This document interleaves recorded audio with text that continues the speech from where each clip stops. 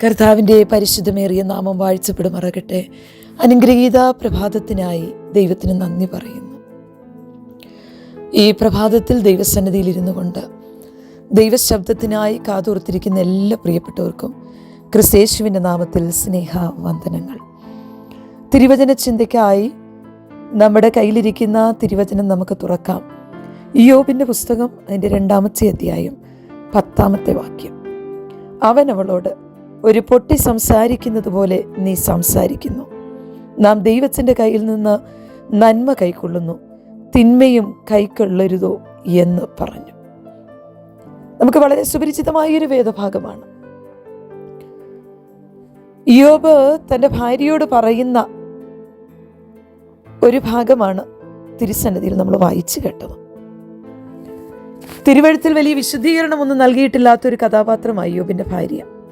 അവരുടെ പേര് പോലും പരാമർശിക്കപ്പെട്ടിട്ടില്ല. സാധാരണ പ്രസംഗവേദിയിലൊക്കെ കുറ്റപ്പെടുത്തുന്ന ഒരു കഥാപാത്രമാണ്. ഇനി ഈ സ്ത്രീയുടെ ഭാഗത്ത് നിന്ന് നമുക്ക് ഈ പ്രഭാതത്തിലൊന്ന് ചിന്തിക്കാം. ഇയ്യോബിൻ്റെ ജീവൻ ഒഴികെ ബാക്കി സകലത്തെയും ബാധിക്കുവാൻ പിശാചിന് അനുവാദം കൊടുക്കുന്നു. അതിലൊന്നും താൻ ദൈവത്തെ തള്ളിപ്പറയുന്നില്ല.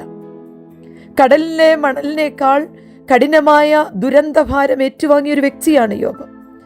സർവശക്തന്റെ അമ്പിന്റെ വിഷം താൻ കുടിക്കേണ്ടി വന്നു. ഹല്ലേലൂയ. മൃഗങ്ങൾ കാരണം കൂടാതെ ഒച്ചയുണ്ടാക്കാത്തതുപോലെ കൈപ്പോടെയുള്ള തൻ്റെ പരാതികൾക്കും കാരണമുണ്ടെന്ന് താൻ പ്രതിഷേധിക്കുന്നുണ്ട്. രുചികെട്ട ഭക്ഷണവും ഉപ്പും തമ്മിലുള്ള ബന്ധം പോലെ കഷ്ടതയും വിലാപവും തമ്മിൽ ബന്ധമുണ്ടെന്ന് താൻ പറയുന്നുണ്ട്. തൻ്റെ ഭാര്യയിലൂടെ സാത്താനാണ് സംസാരിക്കുന്നതെന്നും അവളുടെ നാവിനെ പിശാച് കരങ്ങളിലെടുത്തതാണെന്നുമുള്ള സത്യം ഇയ്യോബ് തിരിച്ചറിഞ്ഞു. പറയുകയാ, നീ ഒരു പൊട്ടി സംസാരിക്കുന്നത് പോലെ സംസാരിക്കരുത്. നമ്മൾ സാധാരണ പറയാറില്ലേ, വെറുതെ മണ്ടത്തരം ഒന്നും വിളിച്ചു പറയരുത്. ഈ അർത്ഥത്തിലാണ് അദ്ദേഹം പറയുന്നത്. നിന്റെ ഭക്തി ത്യജിച്ചിട്ട് പോയി മരിക്കാനാ അവൾ പറയുന്നത്. പോയി മരിക്കാൻ പറഞ്ഞാൽ പോരെ, എന്തിനാ ഭക്തി ത്യജിക്കാൻ പറയുന്നത്? പിശാചിന്റെ ലക്ഷ്യമത, ദൈവത്തോടുള്ള ഭക്തി ഇല്ലാതാകണം. ഇയ്യോബ് തൻ്റെ ഭാര്യയോട് പിന്നീട് അതിൻ്റെ പേരിൽ ഒരു ശണ്ടയും കൂടിയില്ല. സ്ത്രീയെ ഉപേക്ഷിച്ച് കളഞ്ഞൊന്നുമില്ല. ഹല്ലേലൂയ. നമ്മുടെ പ്രസംഗങ്ങളിലൊക്കെ അവരെ നമ്മൾ ക്രൂശിക്കുന്നുണ്ട്. ഇയ്യോബിൻ്റെ ഭാര്യയെ പറ്റി ക്രൂരമായ വ്യാഖ്യാനം നടത്തുന്നത് പലപ്പോഴും നമ്മൾ നിരാശയോടെ കേൾക്കാറുണ്ട്. ഒരു സ്ത്രീക്ക് മാത്രമേ സ്ത്രീയെ മനസ്സിലാക്കാൻ സാധിക്കുകയുള്ളൂ. ഇയ്യോബിൻ്റെ വേദനയിൽ പങ്കാളിയാകുന്നിടത്തോളം അവൾ സഹിച്ചു എന്നാണ് നമുക്ക് മനസ്സിലാക്കാൻ പറ്റുന്നത്. കഷ്ടതയുടെ ഒരു പുതിയ സ്ഥലത്തേക്ക് ഇയ്യോബ് പ്രവേശിച്ചപ്പം അവൾ പുറത്തായി. അവിടെയാണ് അവൾ തുറന്നടിച്ചത്. ഭർത്താവിൻ്റെ വേദനയിൽ പങ്കാളിയാകാൻ കഴിയാത്തതവളുടെ അസഹനീയമായ കഷ്ടത. നാം ദൈവത്തിൻ്റെ കയ്യിൽ നിന്ന് നന്മ കൈക്കൊള്ളുന്ന തിന്മയും കൈക്കൊള്ളരുതോ എന്ന് പറഞ്ഞു. ഇയ്യോബ് പറയുന്ന തത്വങ്ങളൊന്നും ഭാര്യയ്ക്ക് ഉൾക്കൊള്ളാൻ കഴിയുന്നില്ല.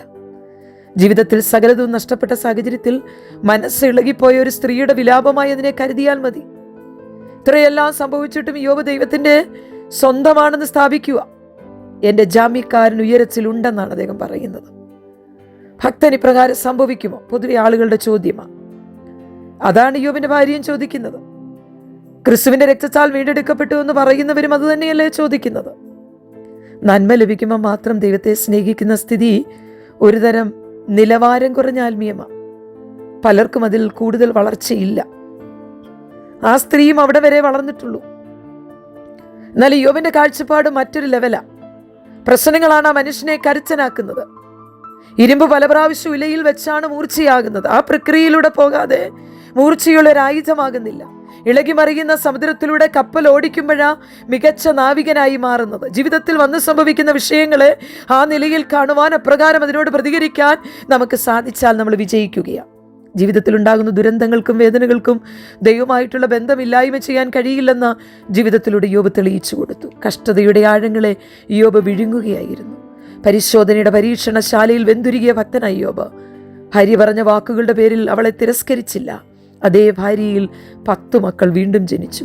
കഷ്ടതയിലും ഭക്തി കൈവിടാതെ പിടിച്ചു നിന്ന ഇയ്യോബിന്റെ മുമ്പിൽ ഭാര്യയും തലകുനിച്ചു നിന്നു. ദൈവം തന്റെ ദാസനെ പിന്നീട് ആദരിച്ചപ്പോൾ പോയി മരിച്ചു കളയാൻ പറഞ്ഞ ഭാര്യയ്ക്കൊന്നും പറയാനില്ല. തന്റെ സ്നേഹിതന്മാർ പല കുത്തുവാക്കുകളും പറഞ്ഞ് തന്നെ മുറിപ്പെടുത്തി. അവരോടും ഇയ്യോബിന് വൈരാഗ്യമില്ല. അവർക്ക് വേണ്ടി താൻ പ്രാർത്ഥിക്കുകയാണ്. തൻ്റെ ഭാര്യയുടെ വാക്കുകളും അതുപോലെ താൻ കാണുന്നുള്ളൂ. നമുക്കൊരു തകർച്ച വന്നാൽ സകലരും കല്ലുവാരി തലയിലിടും. അത് സ്വാഭാവികമാണ്. അതിൻ്റെ ഒരു ഭാഗമായി ഭാര്യയുടെ വാക്കുകളെ ഭക്തൻ കണക്കാക്കുന്നുള്ളൂ. ദൈവം തൻ്റെ ദാസനെ ആദരിച്ചപ്പോൾ വാക്കുകൾ കൊണ്ട് മുറിപ്പെടുത്തിയവരെല്ലാം അന്നത് പറയേണ്ടതില്ലായിരുന്നു എന്ന് ചിന്തിച്ചിട്ടുണ്ട്. താങ്കളുടെ തകർച്ചയിൽ ഒരുപക്ഷെ എല്ലാവരും നിന്നെ നിന്ദിച്ചേക്കാം. മാതാപിതാക്കളാകട്ടെ, സഹോദരങ്ങളാകട്ടെ, ഭാര്യയാകട്ടെ, മക്കളാകട്ടെ, സഹവിശ്വാസികളാകട്ടെ, എത്രയും വേണ്ടപ്പെട്ടവരാകട്ടെ തള്ളി പറഞ്ഞേക്കാം. അവരോട് ദേഷ്യപ്പെടല്ലേ. നിങ്ങളെക്കുറിച്ചുള്ള ദൈവത്തിൻ്റെ പദ്ധതിയുടെ ആഴം അവർക്ക് വെളിപ്പെട്ടിട്ടില്ല. നിങ്ങളും ദൈവവും തമ്മിലുള്ള എന്താണെന്ന് അവർക്ക് ബോധ്യമായിട്ടില്ല. അതുകൊണ്ട് അവരെ അവരുടെ വഴിക്ക് വിട്ടേക്കുക. ദൈവം നിങ്ങളെ ആദരിക്കുമ്പോൾ നിന്ദിച്ചവരെല്ലാം തിരുത്തി പറയും. നിങ്ങളെക്കുറിച്ചുള്ള ദൈവത്തിൻ്റെ ഇഷ്ടം എന്തായിരുന്നെന്ന് അപ്പോൾ അവർക്ക് ബോധ്യപ്പെടും. അതുകൊണ്ട് ദൈവകരങ്ങളിലേക്ക് നമുക്ക് ഏൽപ്പിച്ചു കൊടുക്കാം. ഈ തിരുവചനത്തെ ദൈവകരങ്ങളിൽ ഏൽപ്പിച്ച് നമുക്ക് പ്രാർത്ഥിക്കാം. കർത്താവേ, നിൻ്റെ ഇഷ്ടം എന്നിൽ വെളിപ്പെടണമേ.